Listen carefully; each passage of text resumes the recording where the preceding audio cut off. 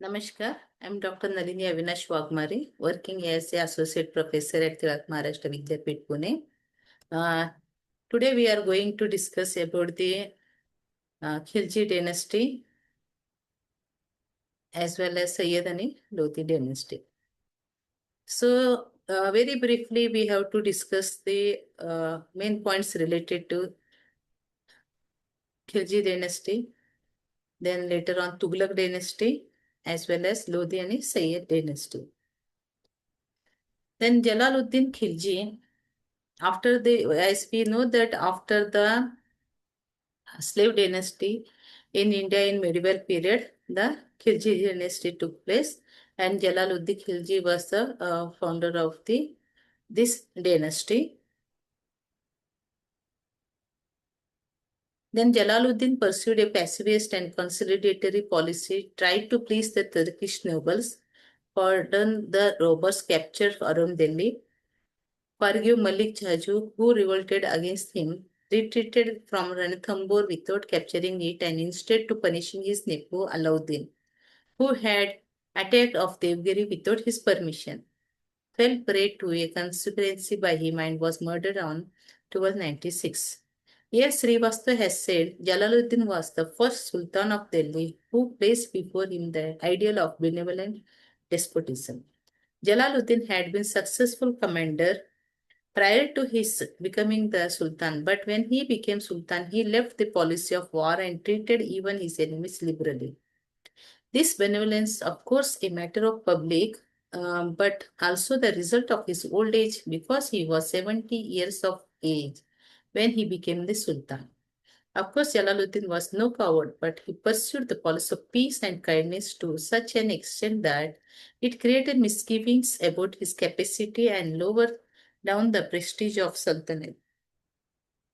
Besides, Jalaluddin was not liberal towards the vast majority of his subjects, the Hindus, and therefore it cannot be accepted that liberalism was a trait of his character. Sultan Jalaluddin behaved most foolishly with Alauddin and was therefore murdered by him. Lal has concluded, never was a man more unsuited to wear the crown than the founder of the Khilji dynasty. Jalaluddin was certainly a kind-hearted, pious, and religious-minded person, but as a sultan he certainly failed.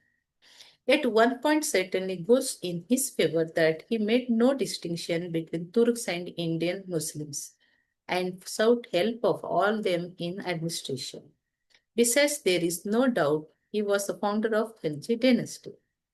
Then administrative measures of Alauddin. After Jalaluddin Khilji, Alauddin Khilji was the successor of Khilji dynasty, and he taken a lot of measures to improve the administrative marketing system as well as army system in his state. First, we have to study the Alauddin was both as innovator and successful administrator. Alauddin was the first sultan who wrote and found the cause of the revolt of nobles and passed 4 ordinances to curb them and succeed in his attempt. Alauddin policy towards the Hindus was motivated both by religious and political consideration, and he did not permit them to amass wealth. Alauddin confiscated lands of all those people who could not justify their claims, abolished the privileges of the hereditary revenue officers, increased the revenue to half of the produce, and imposed certain other taxes. Alauddin kept a large standing army at the center and introduced the practices of keeping hulia of the soldiers and branding of the horses. The uniform he has introduced to soldiers. Alauddin introduced a new market system, fixed the prices of articles both sold in the capital and took measures to ensure that there was no scarcity of any article. Several measures of Alauddin were new innovations and he carried them out successfully. Besides, although he never analyzed the principles of his policy, he was despot and did not allow either the ulama or the nobility to interfere in his administration. Then during the reign of Alauddin, the centralization of administration was complete and despotism reached its highest mark. Centralization, however, was the greatest weakness of his administration, and therefore his system worked only as long as he was alive. Then, what was the financial policy of Alauddin Khilji? The factors which determined the financial policy of Alauddin were the necessity of breaking the capacity of revolts by the Hindus, checking the Mongols' invasions, extending the empire, and the necessity of maintaining a large army. According to UN Dubé, his desire to break up the power of the hereditary revenue officers was another factor in determining his financial policy. The policy aimed at increasing the income of the state to the maximum with a view to establish a powerful state. Then Alauddin financial policies are Alauddin considered all those lands which were given to the people by previous rulers as gifts, charitable endowment, pensions, etc. Though according to UN Day, it was redistributed among those who were doing useful service to the state. Alauddin abolished the privileges of hereditary revenue officers like Puts, Chowdhuries, Mukaddamas, etc., and reduced them to poverty. Alauddin raised the revenue demands to half of the produce, assessed revenue on the basis of measurements, preferred to collect it in kind, imposed grazing tax and house tax, continued the collection of the jizya and irrigation tax, and charged to perfect trade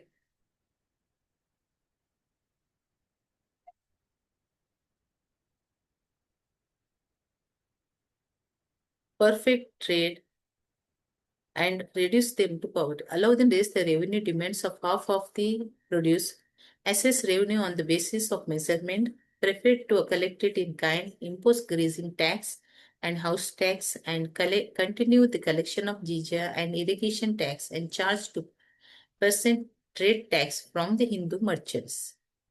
Alauddin established a new department known as Diwan-e Mustakharj to look after his revenue administration. The financial policy of Alauddin succeeded in achieving both his objects, enhancing the income of the state and rooting out the possibility of revolts. UN Lay says that his measures did not harm the interest of the peasants, but the majority of historians have expressed the view that the policy was oppressive to the majority of his subjects and did not serve the permanent interest of the state.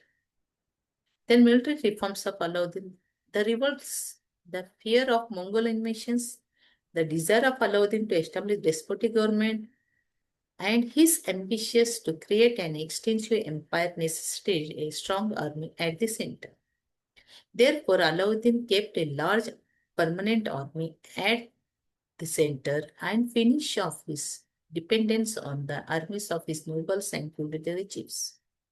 The Sultan's army consists of 475,000 cavalrymen, and it is assumed that the infantry must have existed.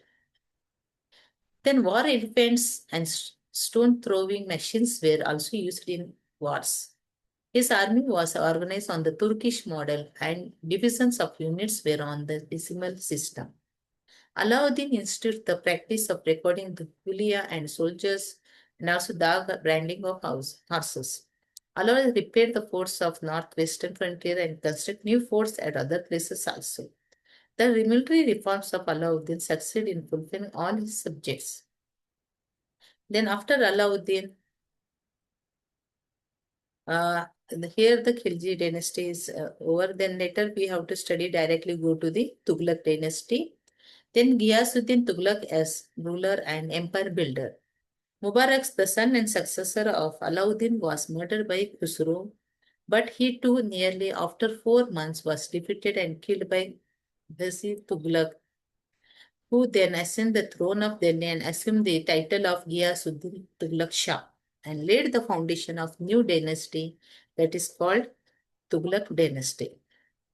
Then Ghiyasuddin Tughlaq, called as an empire builder, Ghiyasuddin succeeded in securing loyalty of the majority of nobles, retained most of them in their offices, improved the finance of the state, restored the privilege of hereditary revenue officers, improved means of irrigation, charged one-fifth or to one-third of the produce as revenue, planted fruit gardens, constructed bridges, repaired roads, improved the judicial system, and thus improved the lot of his subjects besides maintaining the peace and order within his empire. Then Ghiyasuddin was a capable military commander, kept a strong army at the center, strictly enforced the practice of Huli and Da. Ghiyasuddin was imperialist and annexed Bengal, Telangana, and the far south states of Malabar and Madurai to Delhi Sultanate.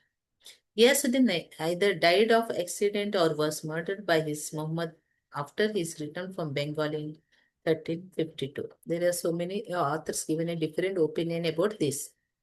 Then Ghiyasuddin was an ideal Muslim ruler, was not interested in wine and women, followed the principles of Islam, honesty, respected religious saints, and was not oppressive to the Hindus.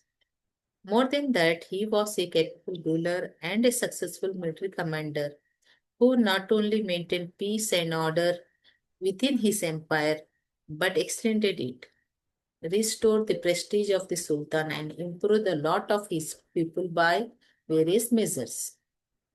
Schemes of reforms of Muhammad bin Tughlaq.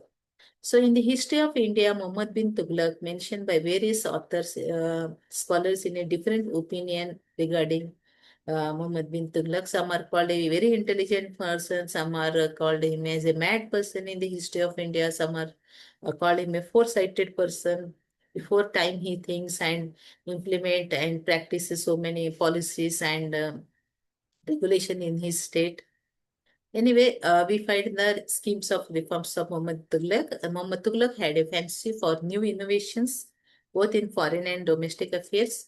In foreign affairs, he decided to conquer not only the entire Indian subcontinent, but places outside its boundary. And in domestic affairs, he tried several innovations in different fields of administration. He attempts to keep the record of income and expenditure of all provinces in the very beginning of his reign and experimented in state farming over a land of 60 square meter, but both measures failed. He raised the revenue in the beginning of his reign. According to Barai, it was raised by 10 to 12, 20 times. Gardner Brown has expressed that the raise was normal. A.K. Srivastava has opinion that the Sultan meant to raise it only 5% to 10% by measures of house tax and grazing tax. However, the tax was raised when there was a famine in the Doab, and therefore the people rose in revolt against the oppression of the tax collector. So his Doab policy regarding the agriculture was failure one. Mehdi Hassan has expressed that the disbanded soldiers of the army recruited for the expedition to Khorasan take up cultivation, and in fact the revolt against rise of taxes. The Sultan first suppressed the revolts cruelly, and it was only afterwards that he abandoned the scheme and gave all possible help to the cultivators, but it was then too late and brought no useful results. In 1226 to 27, Sultan tried to make Devgiri his capital. It's the third experiment. It's the second experiment by Muhammad Tughlaq. Ibn Battuta Isami says expressed that Delhi to Devgiri, the transfer of capital, is a different type. Uh, Sultan decided for it with a view to punishing the citizens early. Habibullah mainly have opined that it was for the convenience of administration and desire of Sultan to spread Muslim culture in the south. A.L. Srivastav has expressed that it was with a view for the safety of the capital from the invasion of Mongols, decided to consolidate the empire in the south, utilize economic resources of the Deccan. That's why he transferred the capital from Delhi to Devgiri. All contemporary historians and among modern historians, Majumdar, Srivastava, Ishwari Prasad have expressed that the entire populace of Delhi was ordered to go to Devgiri. But several modern historians, including Nizami, have opined that only the elite was asked to leave Delhi. The Sultan took all possible measures for the comfort of the people during their journey from Delhi to Daulatabad. Yet, Devgiri, the people suffered terribly. Devagiri finally was not felt suitable to be the capital, and the Sultan ordered the people to return to Delhi, and the scheme was failure one. Then, probably inspired by examples in some foreign countries, then Muhammad bin Tughlaq also started one more experiment in his time, that is the token currency system. The Sultan issued the copper and bronze coins in 1329 to 30 and kept their value at par with the gold and silver coins. Barani expressed that the necessity arose because of the empty treasury, while modern history opined that it was due to worldwide shortage of silver. The people minted imitation coins in their own houses and refused to accept the token currency while they paid taxes in it, which resulted complete failure of the scheme. Actually, this token currency system, example in some foreign countries like Iran, Iraq, inspired by them, then Muhammad bin Tughlaq practiced this one in his state, but it is a failure one. Habib blamed the citizen for the failure of this scheme, while the rest of the historians have blamed the Sultan for it because he did not take proper precautions or check the imitation of coins issued by the royal mints. The Sultan, however, withdrew the token currency after 3 or 4 years, and thus the scheme was abandoned. All schemes of Sultan thus failed and ruined the economy of the state. Of course, it has been explained that the schemes were ahead of his time, and the people and the officers of the Sultan did not cooperate with him in making them successful. Yet the primary cause of their failure were the fickle character of the Sultan and the lack of practical wisdom in him. Then consequences of failure of Muhammad Tughlaq as a ruler. No ruler in medieval India has aroused so much controversy concerning his character and personality as Muhammad Tughlaq. Yet there are many fields where unanimity has been expressed by historians. Historians are unanimous in expressing that Muhammad Tughlaq was well built, well educated, and cultured, possessed scholarly taste, and was interested in fine arts, particularly music, possessed good memory and remarkable intelligence, was genius and free from wine and women, was capable commander and daring soldier. Though he was devoted and extremely laborious, yet he failed as a ruler and administrator while pursuing his internal and external policies. There are certain historians who hold his subjects, officers, and circumstances responsible for his failure, and the majority blames the faulty character and personality of Sultan for his failure. Then, what were the causes of the downfall of the Tughlaq dynasty? The Tughlaq Empire reached its zenith during the reign of Muhammad Tughlaq, but began to disintegrate also during his time by the time of Nasiruddin Muhammad, the last ruler of Tughlaq dynasty. Its territory shrunk to the city of Delhi and its neighboring territory. The conquest south adversely affected the resources and strength of the empire and thus participated in its downfall. The failure of Muhammad Tughlaq in internal reforms and in subduing the rebellious governors, particularly those of the south, led to the disintegration of the empire and ruin of the economy of the state. Then the successor of Hirosh proved incompetent and failed to keep even their nobles under their control. The nobles and provisional governors of later Tughlaq rulers either proved incompetent or selfish. Invasion of Temur gave the final blow to the power and prestige of the Tughlaq. Firoz's laxity in administration, slave system, policy of religious bigotry, restoration of influence of the ulama in the administration, and neglect to build up military strength of the empire went against the permanent interest of the state. Then later on, last dynasty in Delhi Sultanate is the Sayyid and Lodi dynasty. Sayyid failed to contribute anything politically or culturally to the history of medieval India. Sayyid sultans neither succeeded in pursuing policy of conquest like the Khilji nor in carrying out administrative reforms like the Tughlaqs. Khizr Khan, the founder of ruler of Sayyid dynasty, failed to extend his empire except that he had added the Punjab, Multan and Sindh to the territory of Delhi Sultanate, which prior to him was limited to the parts of Doab and Mewar. Mubarak Shah, the son and successor of Khizr Khan, failed to extend the territory of Delhi Sultanate. displaced his nobles by transferring them from one Jagir to another, and finally fell prey to conspiracy his nobles and was murdered. Muhammad Shah, the next ruler, was incompetent and participated in the fall of his dynasty. Alauddin, the last ruler of this dynasty, was intolerant and censorious, quarreled with his wazir Hamid Khan, and left for Wadon while the throne was finally captured by Bahlul Lodi, the governor of Punjab. So here started again the Lodi dynasty. Bahlul Lodi did not attempt any extension of the empire, and the annexation of Jaunpur was forced on him because of circumstances. The primary aim of Bahlul Lodi, the founder of the Lodi dynasty, was consolidating and strengthening his rule over Delhi, and for that he left it necessary to gain loyalty and support of his Afghan nobles. He compromised with the spirit of equality and independence of Afghans and accepted Afghan theory of kingship. He respected all Afghan traditions in dealing with his nobility, called his nobility Masnad Ali, never asserted himself before them as the Sultan, shared the power of the state with them, and thus kept them satisfied. R.P. Tripathi therefore remarks, in his days the Afghan empire was a sort of confederation of tribes and presided over by the Lodi kings. The policy suited the Afghan concept of sovereignty, but it could not help in restoring the prestige of the Sultan and in building up a strong centralized government. Balul Lodi could utilize the strength of guns in the interest of the state, but his policy towards Afghan nobles inflamed the ambitions, independent spirit, and added to their strength, and this assured that they contest against success of Balul for power and prestige, which contributed largely to the downfall of the Lodi dynasty.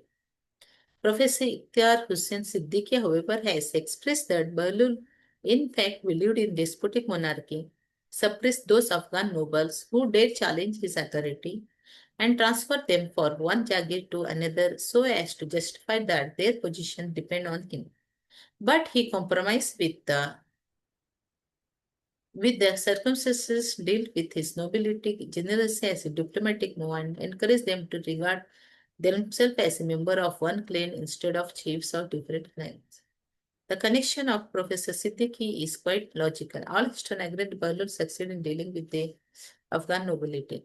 Then Sikandar Lodi was the greatest, and in Lodi Sultan was the third son of Bahlul and ascended throne with the consent of nobles. Within a year, he destroyed, brought to submission all his opponents' claimants to the throne. He forced his brother Barbak Shah, the ruler of Jaunpur, to accept his sovereignty, but finally, when he founded him capable, imprisoned him, and annexed Jaunpur to the Sultanate. Then Sikandar, the rebellions of Jagirdars of Jaunpur and the attempt of Hussain Shah, ex-ruler of Jaunpur, to recapture it forced Sikandar Shah to attack Bihar and annex it to the Sultanate. Sikandar Shah was successful in controlling the tendency of tribal independence of his Afghan nobles. He was neither cruel nor disrespectful in his treatment towards his nobles, but he certainly expected respect from them as the Sultan. He took several measures for that purpose: submission of accounts by officers and nobles, framing and enforcing rules of court behavior, dispensing equal justice to all, organizing the efficient espionage system, punishing guilty nobles, providing good education to the children of nobles, etc. Sikandar Shah was a capable, just, and laborious ruler and was succeeded in exacting command and respect from his Afghan nobles as well as from his subjects. His one serious weakness, however, was that he was a bigot and intolerant towards the Hindus. He has been regarded as the greater Lodi Sultan. Then downfall of the Lodi dynasty. Ibrahim Lodi first accepted his brother Jalal Khan as the ruler of Jaunpur, but later on refused, contested against him, and finally succeeded defeating, imprisoning, and murdering him. He conquered Gwalior. He attacked Mewar twice, but was defeated by Rama Sangrama Singh both times. He wasted his power and resources in contesting against Mewar even afterwards several times. Ibrahim behaved as an absolute despot, resolved to center all powers of the state by outright suppression of Afghan nobility and treated his Afghan nobles as his subordinates. The result in his headlock collision with his nobility. Ibrahim behaved cruelly with his brothers, engraved old nobility by deliberately dishonoring them by his various measures. When he imprisoned Azam Nahmayan, the Afghans revolted in the east, which resulted in a serious battle between two parties. Ibrahim succeeded in the battle, but most of the Afghan soldiers and nobles were killed in this battle. Another revolt occurred in Bihar, and several other dissatisfied nobles invited Babur to attack India. Babur united India in 1524 but returned after conquering Punjab. He again attacked in 1525, fought first battle of Panipat against Ibrahim Lodi in 1526, killed him and captured Delhi.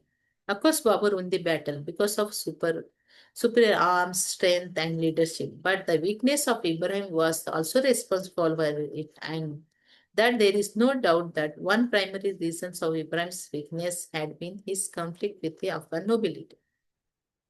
So later on start the Mughal dynasty. We have to see that one in the next lecture. So these are the reference books you have to refer for more detail related to particular ruler, dynasty and his achievements. Thank you very much.